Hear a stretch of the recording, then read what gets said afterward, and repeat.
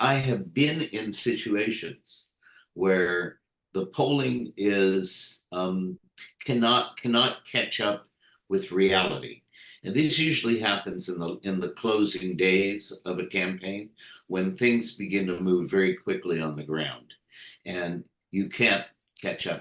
In 2004, when the Democrats were running John Kerry, if you remember, Howard Dean was the insurgent candidate.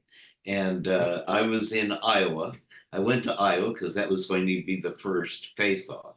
And I went to Iowa 10 days before the um, uh, caucuses.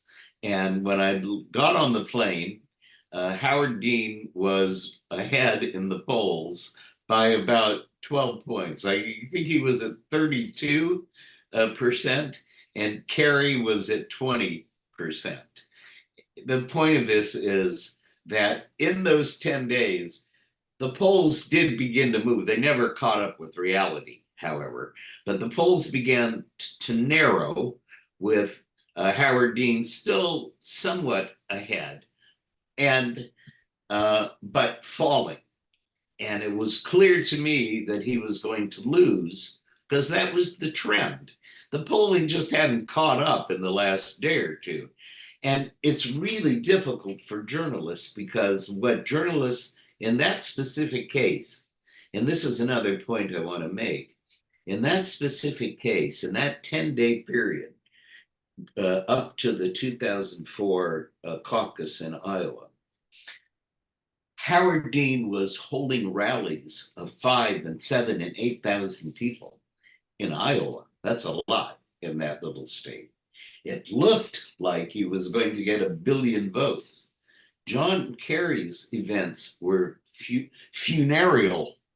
They were 30 and 40 people in rest homes, literally. What journalists could not see, they could only see the polls if they didn't get out there and do their work. What the journalists could not see, to use a cliche here, was the ground game, right? While all these Howard Dean rallies were taking place, John Kerry had 10,000 firefighters going door to door, making sure people were going to vote, people were going to caucus, right? And targeted those neighborhoods.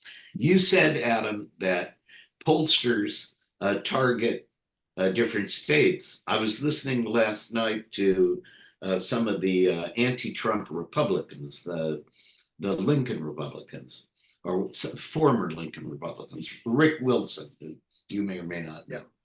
And Wilson was saying they're targeting 77 counties, right?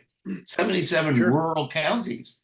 And they're not even trying to win those counties. They're just trying, they're targeting them in red states to close the gap